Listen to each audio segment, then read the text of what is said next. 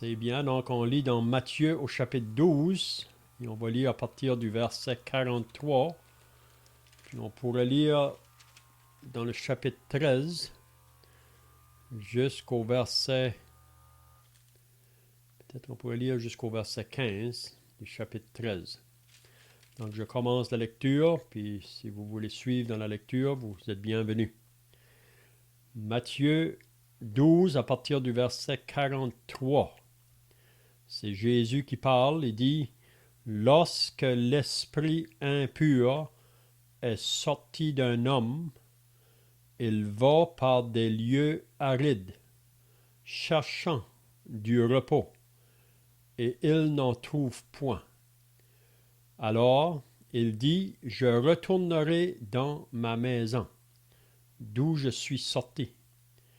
Et quand il arrive, il la trouve vide, balayée et ornée.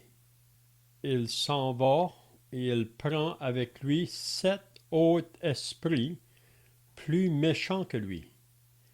Ils entrent dans la maison, s'y établissent, et la dernière condition de cet homme est pire que la première. Il en sera de même pour cette génération méchante. Comme Jésus s'adressait encore à la foule, voici sa mère et ses frères qui étaient dehors cherchèrent à lui parler. Quelqu'un lui dit: Voici ta mère et tes frères sont dehors et ils cherchent à te parler. Mais Jésus répondit à celui qui le lui disait: Qui est ma mère et qui sont mes frères? Puis, étendant la main sur ses disciples, il dit: Voici ma mère et mes frères. Car quiconque fait la volonté de mon Père qui est dans les cieux, celui-là est mon frère et ma sœur et ma mère. Ce même jour, Jésus sortit de la maison et s'assit au bord. Une grande foule s'étant assemblée auprès de lui, il monta dans une barque et il s'assit. Toute la foule se tenait sur le rivage. Il leur parla en parabole sur beaucoup de choses et il dit: Un semeur sortit pour semer. Comme il semait, une partie de la semence tomba le long du chemin. Les oiseaux vinrent et la mangèrent. Une autre partie tomba dans les endroits pierreux, où elle n'avait pas beaucoup de terre. Elle leva aussitôt parce qu'elle ne trouva pas un sol profond. Mais quand le soleil parut, elle fut brûlée et sécha faute de racines. Une autre partie tomba parmi les épines. Les épines montèrent et l'étouffèrent. Une autre partie tomba dans la bonne terre. Elle donna du fruit, un grain 100, un autre 60, un autre 30. Que celui qui a des oreilles pour entendre, entende. Donc on peut arrêter ici pour notre lecture parce que probablement qu'on n'arrivera pas là ce soir. Donc si vous étiez là la semaine passée, on avait regardé les scribes et les pharisiens qui sont venus à Jésus pour lui demander qu'il leur fasse un miracle. Ils ont dit: Maître, nous voudrions te voir faire un miracle. Puis on avait dit la semaine passée que ces scribes et ces pharisiens avaient déjà vu plusieurs miracles que Jésus avait faits. Mais là, ils veulent en voir un autre. L'apôtre Paul nous dit dans l'Épître aux Corinthiens que les Juifs cherchent des miracles et les Grecs cherchent la sagesse. Donc, on veut voir le spectaculaire. Puis, on vit encore dans un monde aujourd'hui où on cherche le spectaculaire. Parce que même si les gens voient, beaucoup d'entre eux restent incrédules. Vous avez déjà entendu probablement des personnes qui vous disent « Moi, si je ne vois pas, je ne crois pas. » On entend ça souvent. Mais la parole de Dieu nous prouve que même quand les gens voient, ils restent toujours dans l'incrédulité. Parfois, quand les gens me disent ça, je leur demande, est-ce que nous pouvons voir le vent? Ils vont répondre, non, mais on sait que le vent existe. Comme Jésus a dit à Nicodème, le vent souffle où il veut et tu en entends le bruit, mais tu ne sais pas d'où il vient ni où il va. Il en est de même de toute personne qui est née de l'esprit. Donc le vent, on ne le voit pas, mais on peut voir les effets que le vent fait. Donc, même si on voit, souvent les gens restent incrédules. Donc, ces pharisiens-là qui sont venus à Jésus pour voir un miracle, Jésus va leur dire une génération méchante et adultère. Donc, la génération dans laquelle Jésus se trouvait, c'était une génération méchante et adultère. Puis probablement que nous pouvons dire que la génération où nous vivons présentement, c'est aussi une génération méchante et adultère. Donc, depuis le début de l'humanité, depuis que le péché est entré dans le monde, l'homme marche dans sa propre voie. Il marche vraiment dans les ténèbres. Il marche loin de Dieu.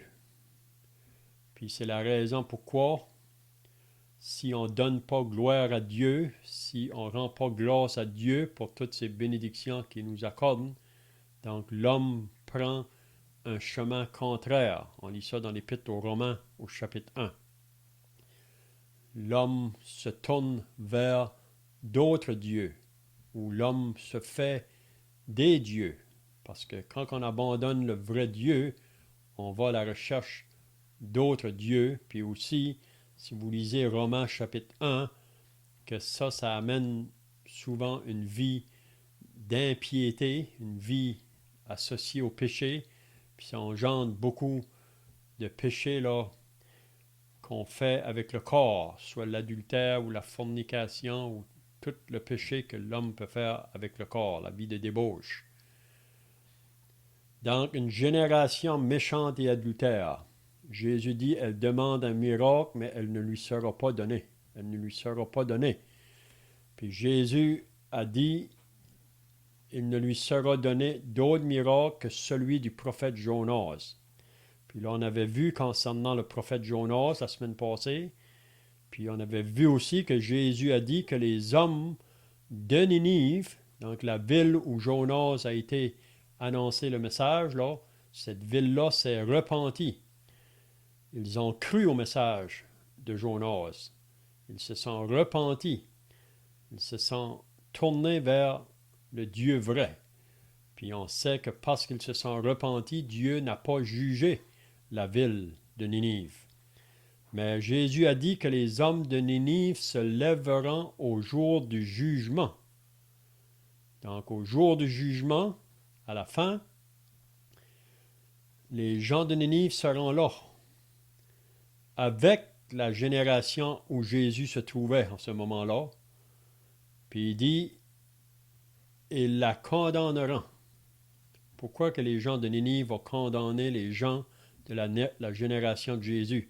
Il dit parce qu'ils se repentirent, c'est-à-dire les gens de Ninive sont repentis à la prédication de Jonas.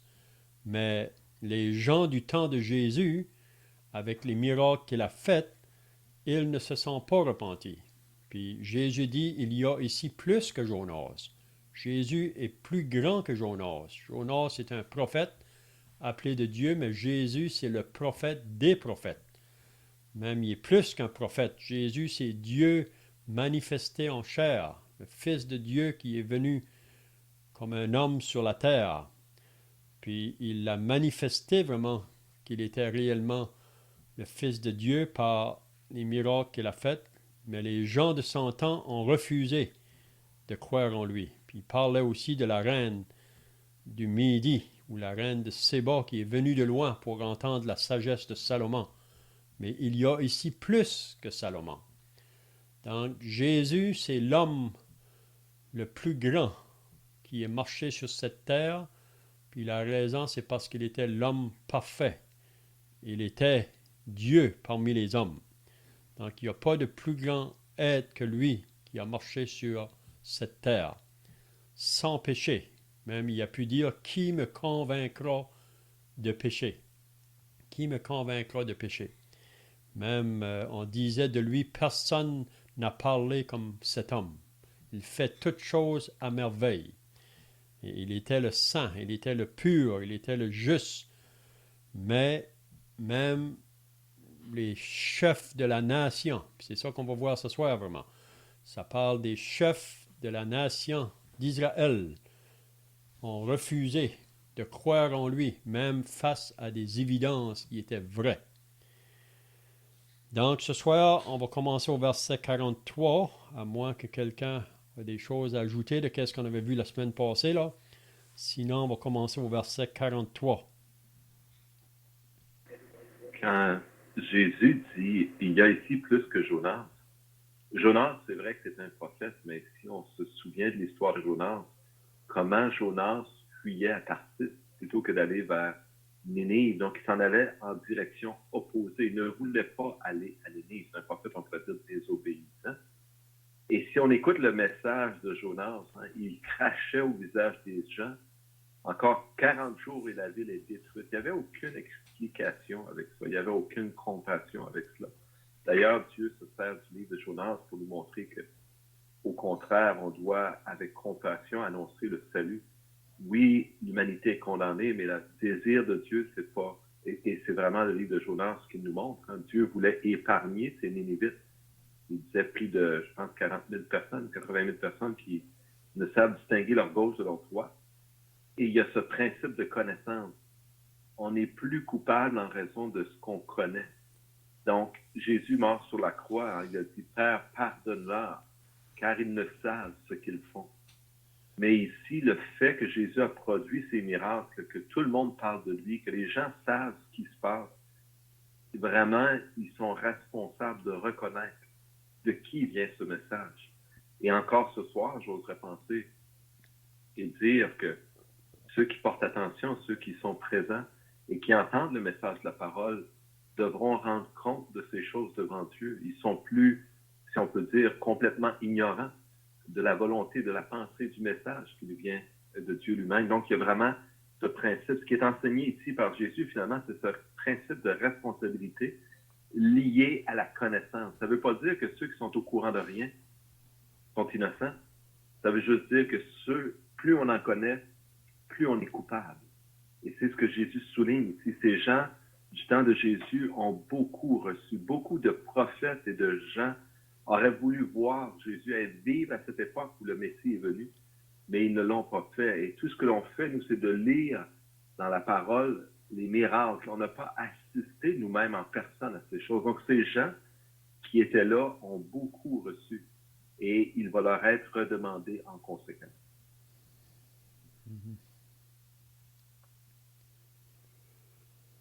OK, donc le verset 43 à 45, Jésus ici, il va prendre une illustration, si on peut dire, ou une parabole.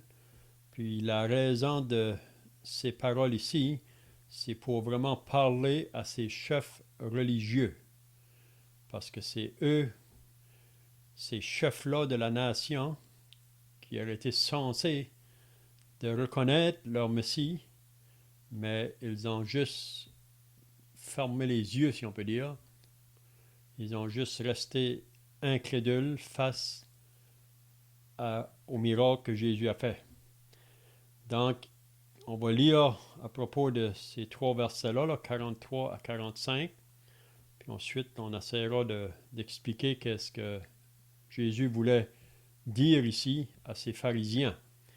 Donc, il nous dit, premièrement, lorsque l'esprit impur est sorti d'un homme, Donc, si que l'esprit impur est sorti d'un homme, ça veut dire qu'il y a eu un moment qu'il a entré dans cet homme-là.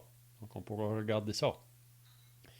Donc, l'esprit impur est sorti d'un homme, puis quand il sort de l'homme, il va par des lieux arides, cherchant du repos.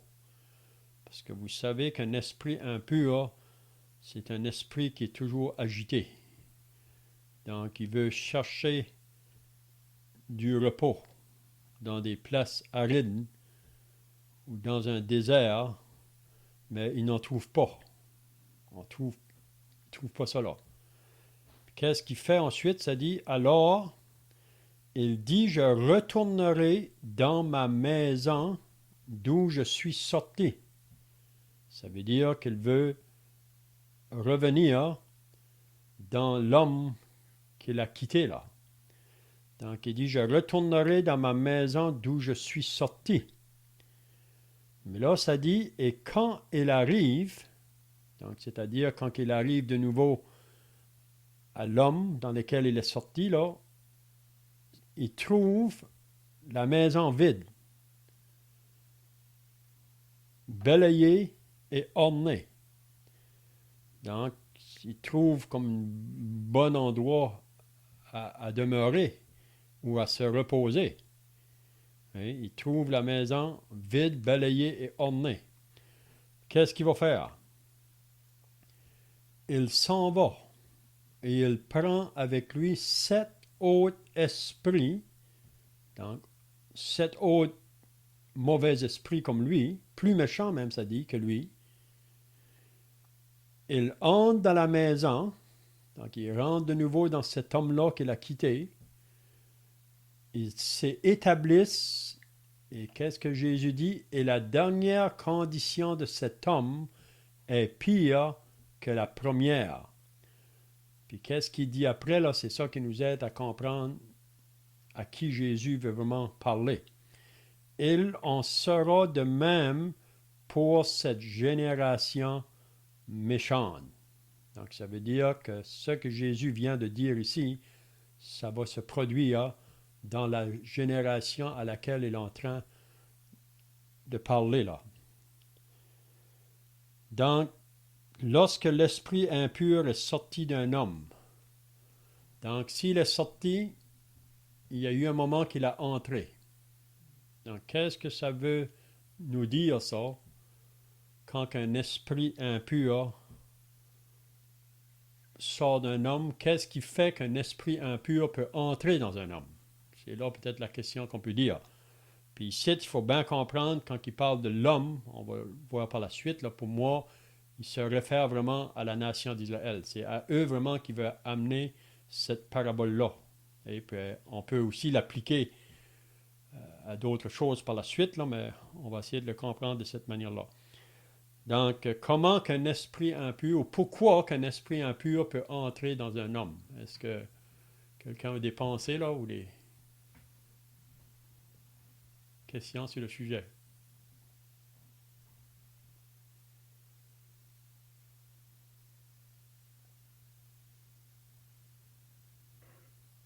Peut-être que je préciserais d'abord que ce n'est pas le plan de Dieu qu'un esprit impur rentre dans quelqu'un et le possède. Donc, la volonté de Dieu, c'est vraiment que chacun soit en maîtrise de soi-même, de lui-même. Et cependant, ce texte nous enseigne qu'il est effectivement possible qu'un esprit impur puisse pénétrer en nous. Donc, ça peut être assez inquiétant. La question que tu poses, Léon, est à savoir comment cela peut se faire. Honnêtement, heureusement, je n'ai pas connaissance d'avoir jamais été possédé par un esprit impur. Cependant, on a des indices dans le livre du Deutéronome. Dieu interdit certaines pratiques, dont entre autres les pratiques d'invoquer les morts et de jouer avec les esprits, si je peux dire. Et certainement, si Dieu interdit ces choses-là, c'est parce qu'il y a une conséquence potentielle et quelque chose de mal pour l'homme. Donc, c'est dans le but d'éviter probablement ces incursions ou ces introductions des esprits, de ne pas ouvrir la porte aux esprits pour qu'ils nous pénètrent ou nous possèdent. fait, il y a un esprit qu'on veut qui nous possède. C'est celui de Dieu, parce que, quoique infiniment plus puissant que n'importe quel autre esprit, lorsque l'Esprit de Dieu entre en nous, il ne cherche pas à faire de nous une marionnette.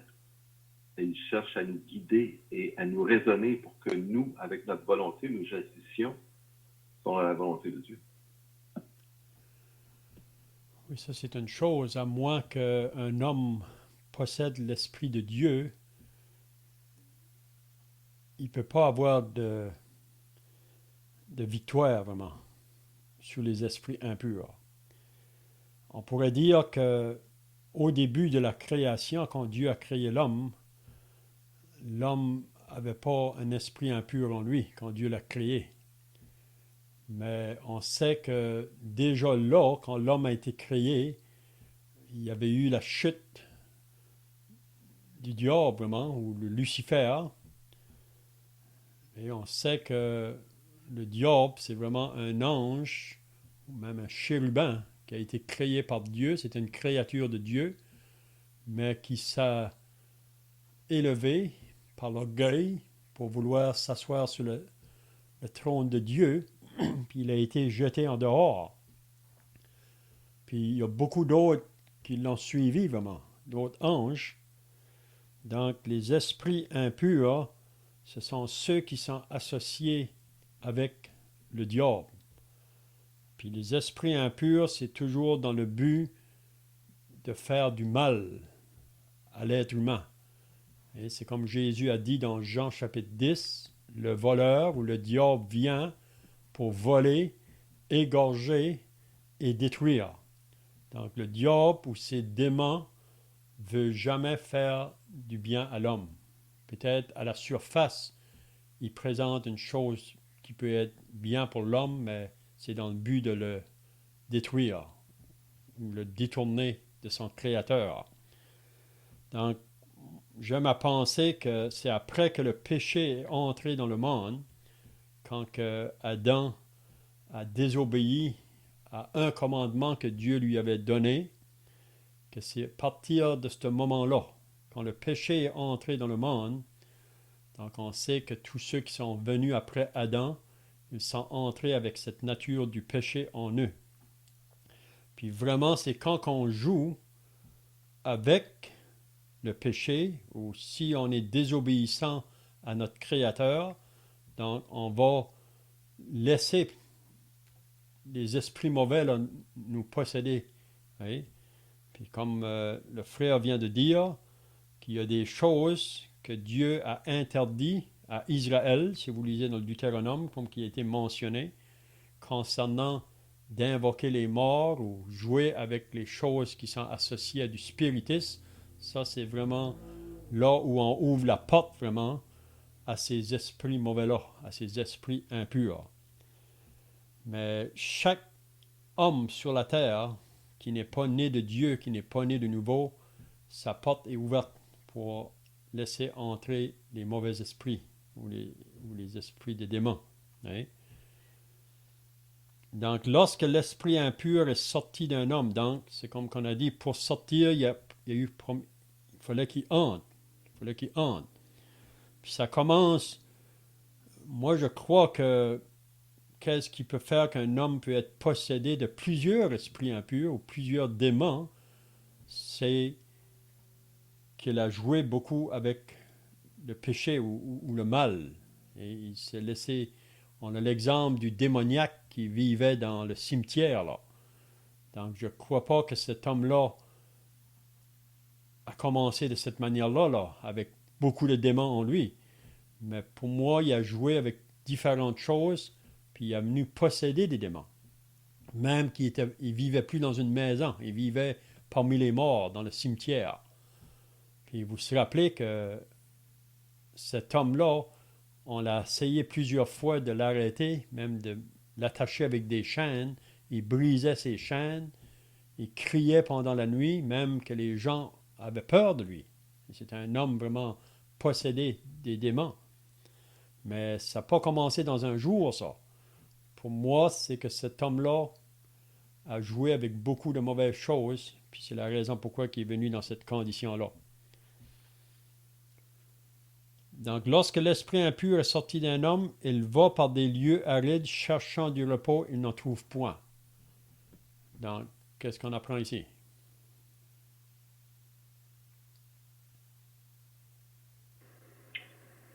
Bien, vraiment, le repos, c'est auprès de Dieu qu'on peut le trouver, qu'importe ce que peuvent penser les gens.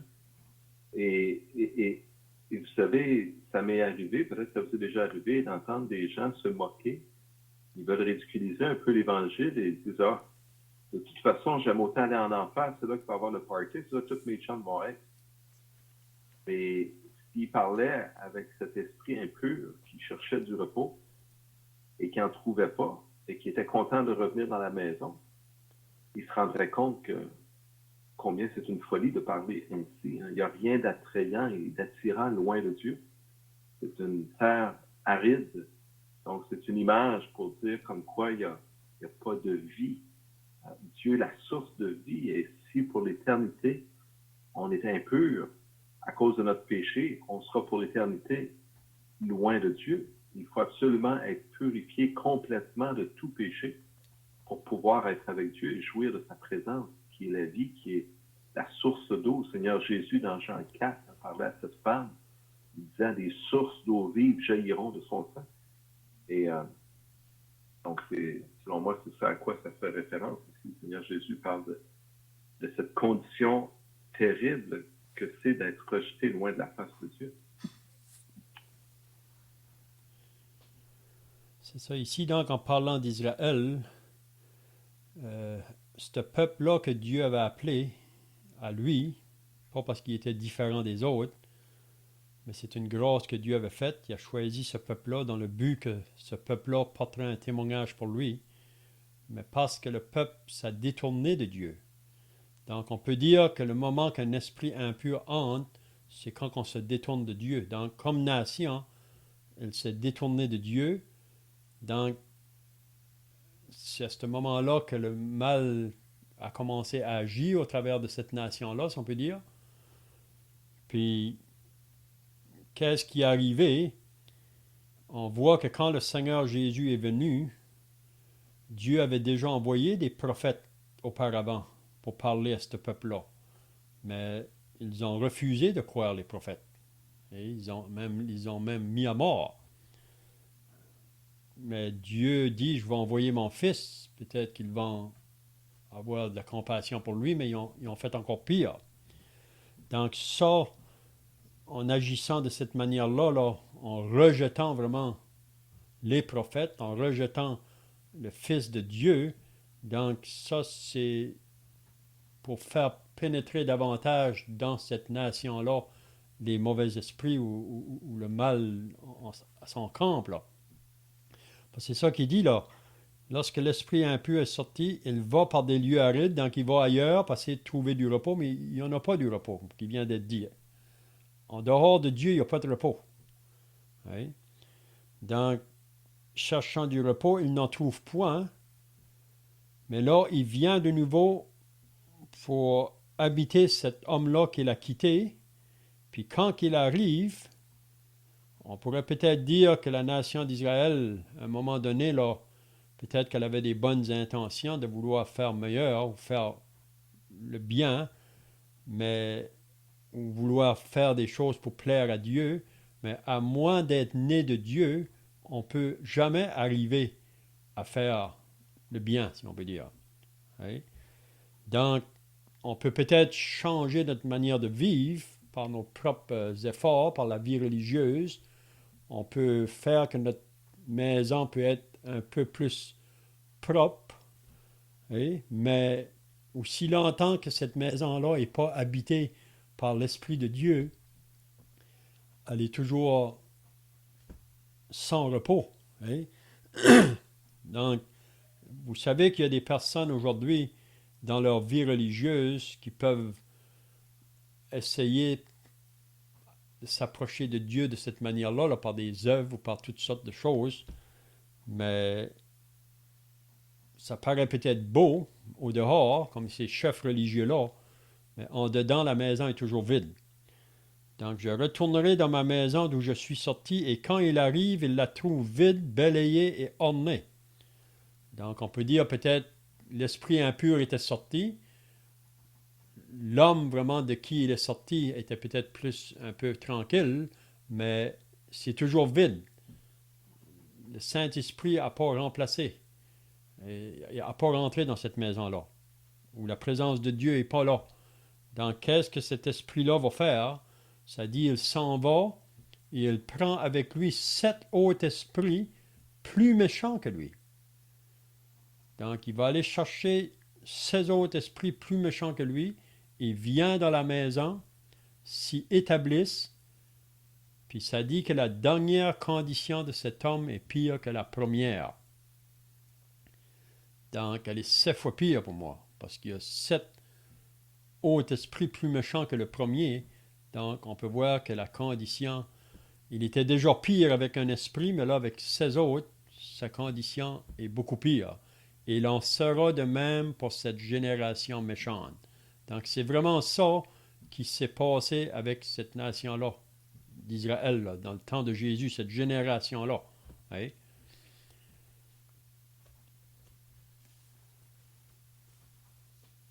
Il y a un autre endroit qu'on voit un peu la même pensée, là. On va le lire, si vous voulez, dans la deuxième épître de Pierre. Ici, je vois vraiment que c'est vraiment adressé à la nation juive, mais ça peut arriver aussi dans des vies personnelles, cet état-là. Donc, si on va dans 2 Pierre, chapitre 2, qu'est-ce qu'on lit à partir du verset 17, là? Vous savez que la deuxième épître de Pierre, il nous parle des faux prophètes, des personnes qui vont détourner des gens de Dieu. À l'apparence, ils paraissent bien. C'est comme des brebis, comme Jésus dit. Ils viennent à vous comme en vêtements de brebis, mais au-dedans, ce sont des loups ravisseurs. Donc, on va lire à partir du verset 17 de 2 Pierre. Il dit au chapitre 2, là, 2 Pierre, chapitre 2, verset 17, on va lire jusqu'à la fin. Ces gens-là sont des fontaines sans eau. Donc, en parlant des faux prophètes, là. Des nuées que chasse un tourbillon. L'obscurité des ténèbres leur est réservée. Avec des discours enflés de vanité, ils amossent par les convoitises de la chair, par les dissolutions, ceux qui viennent à peine d'échapper aux hommes qui vivent dans l'égarement. Est-ce que quelqu'un veut continuer la lecture?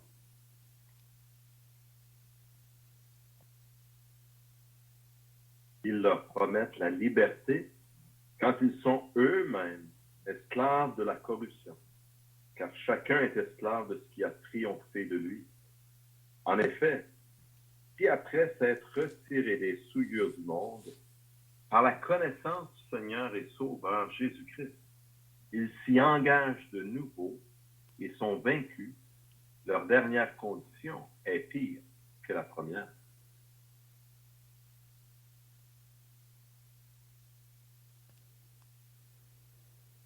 Car mieux valait pour eux n'avoir pas connu la voie de la justice que de se détourner après l'avoir connu du saint commandement qui leur avait été donné. Il leur est arrivé ce que dit un proverbe vrai. Le chien est retourné à ce qu'il avait vomi, et la truie lavée s'est vaudrée dans le bourbier. Donc ici, on voit un peu la même pensée là qu'on a lu tout à l'heure dans Matthieu chapitre 12. Puis on pourrait dire que cette nation-là, là, ou cette génération-là qui était perverse et adultère, ont vraiment expérimenté un peu la même pensée que Pierre veut nous dire ici. Mais qu'est-ce que Pierre veut nous enseigner ici? Ça parle des personnes qui ont été éclairées ou qui ont été, à un moment donné, là, attirées vers la vérité. Ils ont eu des privilèges que d'autres n'ont pas eu peut-être. Ils ont eu peur, ils ont goûté les choses célestes. Mais ils se sont laissés détourner par ces faux prophètes ou ces faux docteurs.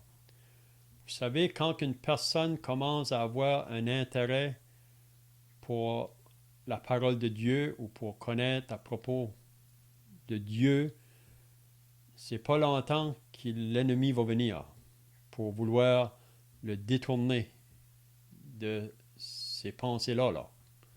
Si vous vous rappelez, le moment que vous avez commencé à vouloir chercher à connaître à propos de Dieu ou vouloir savoir plus à propos du Seigneur Jésus, c'est à ce moment-là que le diable va mettre ses démons à l'œuvre pour nous détourner.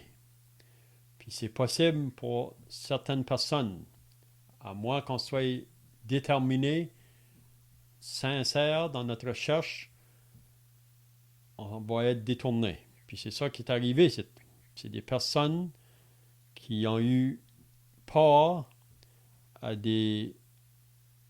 la vérité de Dieu, si on peut dire. C'est ça qu'il dit là, au verset 19, ils leur promettent la liberté quand ils sont eux-mêmes esclaves de la corruption. Donc, il parle des faux docteurs, là, qui promettent la liberté à ces personnes-là. Mais eux-mêmes, ils sont esclaves. Ils ne sont pas dégagés. Ils sont toujours dans leur péché. Ils sont toujours liés avec les mauvais esprits, si on pourrait dire. En effet, si après s'être retirés des souillures du monde par la connaissance du Seigneur et Sauveur Jésus-Christ, donc, on a connu des personnes qui sont arrivées à cette condition-là. Et pour un temps, ils se sont détournés des choses de ce monde, la vie du péché qu'ils étaient dedans pour un temps. Après qu'ils ont entendu la parole, on dirait qu'ils veulent s'améliorer ou faire un changement dans leur vie. Mais à moins d'être nés de nouveau, on n'est pas capable de vivre une vie pour Dieu. Donc, pour un temps, on dirait qu'ils ont marché comme des croyants, mais ils se sont détournés. C'est ça qu'il dit. En effet, si après s'être retirés des souillures du monde par la connaissance du Seigneur et Sauveur Jésus-Christ, ils s'y engagent de nouveau. Donc, on pourrait dire que pour un temps, ils ont nettoyé la maison, si on peut dire. Mais qu'est-ce qui arrive? Le diable vient plus fort par la suite, comme c'est cet esprit-là là, qui va aller chercher ses autres. Puis la dernière condition de cette personne est pire que la première. Donc c'est pour ça que Pierre dit, mieux valait pour eux de n'avoir pas connu la voie de la justice. Parce que comme on a dit tout à l'heure, on est plus responsable si on est en connexion avec la parole ou qu'on vient à une connaissance de la vérité, on est beaucoup plus responsable. Mais si on se laisse détourner par les faux qui nous entourent pour retourner de nouveau à ce qu'on était avant, la condition va être pire. Puis il donne le proverbe là, qui dit que le chien est retourné à ce qu'il avait vomi. Le chien vomit, il s'en va, puis il revient de nouveau pour manger ce qu'il a vomi. Puis la truie lavée, c'est vaudré dans le bourbier. Donc, on peut garder une truie, mais elle est toujours truie, elle a toujours sa nature. Puis on peut la garder propre, mais le moment qu'on la laisse aller, elle va retourner de nouveau dans son bourbier. Ça, c'est comparé.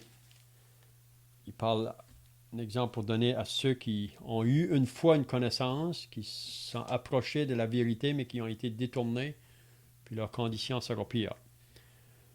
Donc, je ne sais pas si vous avez d'autres pensées là. Je vois que le temps est déjà passé.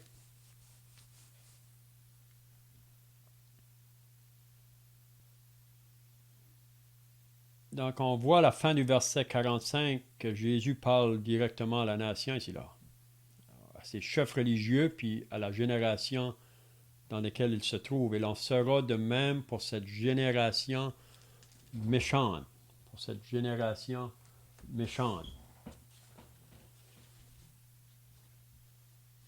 Donc c'est ça qui va arriver, c'est ça que Jésus dit, c'est ça qui va vous arriver. Parce qu'à mesure qu'on va avancer dans l'évangile de Matthieu, vous allez voir que Jésus va être très sévère envers ces chefs religieux-là. Là. Plus qu'on avance vers la fin, là, il va même lancer des malheurs sur eux autres. C'est pas qu'il n'a pas voulu les éclairer, mais ils ont préféré, si on peut dire, les ténèbres à la lumière.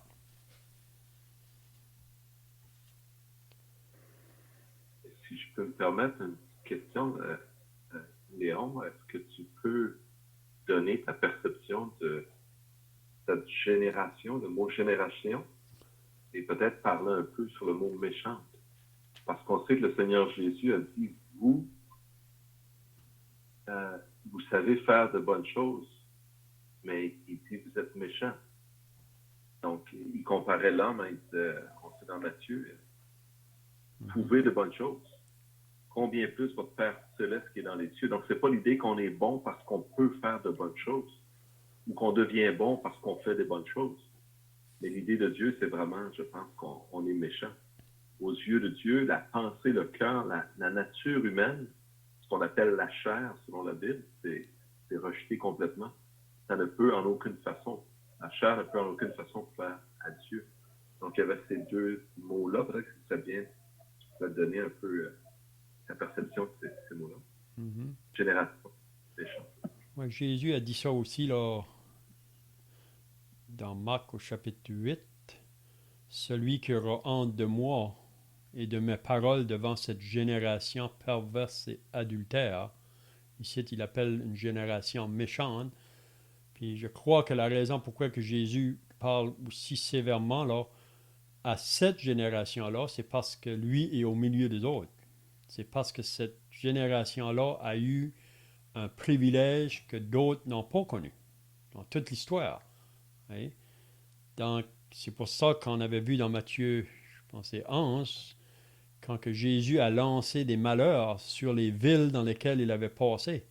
Et malheur à toi, Bethsaïda, malheur à toi, Chorazin, malheur à toi, Capernaum. Parce que si les miracles qui ont été faits chez vous auraient été faits ailleurs, il y a longtemps que les autres, ça y ont repenti là. Donc, je pense que la raison qu'il la traite de génération méchante et adultère, c'est parce qu'ils ont eu un si grand privilège d'avoir le Fils de Dieu au milieu des autres, mais qu'ils l'ont rejeté. Donc ça, c'est vraiment le niveau le plus élevé, si on peut dire. Surtout quand on a des grands privilèges puis qu'on rejette. Hein? Même dans le temps de Noé, dans la génération de Noé, le monde était aussi méchant. Et c'est ça qu'on lit dans Genèse, que dans les jours de Noé, la méchanceté était grande sur la terre, le cœur de l'homme était porté vers le mal, la terre était pleine de violence, de corruption.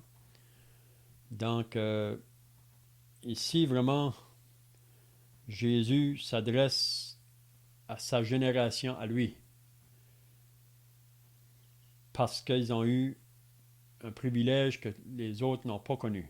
Donc, leur jugement va être beaucoup plus sévère. Et c'est comme qu'il a dit tout à l'heure, les hommes de Ninive vont se lever au jour du jugement, puis ils vont condamner cette génération-là. Parce qu'ils n'ont pas cru au plus grand être humain qui est venu sur la terre. Il n'a pas eu comme Jésus. Hein? Je ne sais pas si que ça t'aide, là, Guy. Je ne sais pas si tu avais d'autres pensées, là. Oui, je vois que tu l'as. Effectivement, dans le contexte, ça s'applique à cette génération, à ces gens de ce temps-là. Mais le mot génération dans la Bible est aussi utilisé dans un sens parfois plus large, qui indique une période de temps, si on veut, entre le moment où Jésus est venu sur la terre et le moment où il reviendra sur la terre. Donc, en réalité, on pourrait être vu aussi, dans ma pensée, comme peut-être faisant partie de cette génération-là, dans le sens que on n'est peut-être pas sur place, on n'était peut-être pas sur place, mais par la parole de Dieu, on a connaissance même de beaucoup de miracles que ces gens-là n'ont même pas jamais entendu parler. Je veux dire, nous, je ne dirais pas que tous les miracles de Jésus nous sont rapportés, mais il y en a quand même plusieurs qui nous sont rapportés dans la parole. En tout cas, j'avais ma pensée que ça pouvait être vu de façon plus large aussi, peut-être. Oui, je pense que oui, parce que c'est l'idée qu'avec cette génération ici, là, même à la fin de Matthieu, là, même Jésus annonce le jugement vraiment sur la nation d'Israël, là. Même le temple qui va être détruit, là. Mais c'est en type, si on peut dire, parce qu'à la fin, ça va se répéter, on pourrait dire, là. Oui. OK, donc je vois que le temps est passé, donc on peut arrêter là pour ce soir. Donc, si quelqu'un a des questions, là, on peut garder ça pour la semaine prochaine. Puis on pourra continuer au verset 46. Donc, si quelqu'un veut terminer par la prière, ensuite on pourrait chanter un cantique.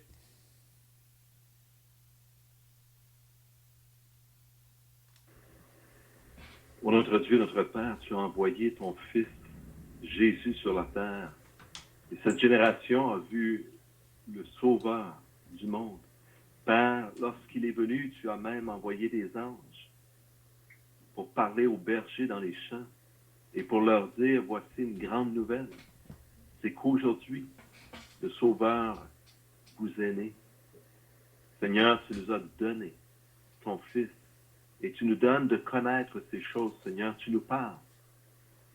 Et combien il convient à l'homme d'écouter ce que tu dis, Seigneur. Et combien nous sommes trop souvent distraits. Nous détournons l'oreille de la vérité. Merci, Seigneur, de nous parler et de nous rappeler même que nous détournions l'oreille ou non.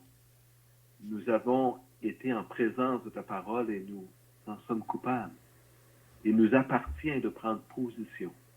Il n'y a pas de position neutre. Le Seigneur Jésus nous rappelait que celui qui n'amasse pas avec lui disperse.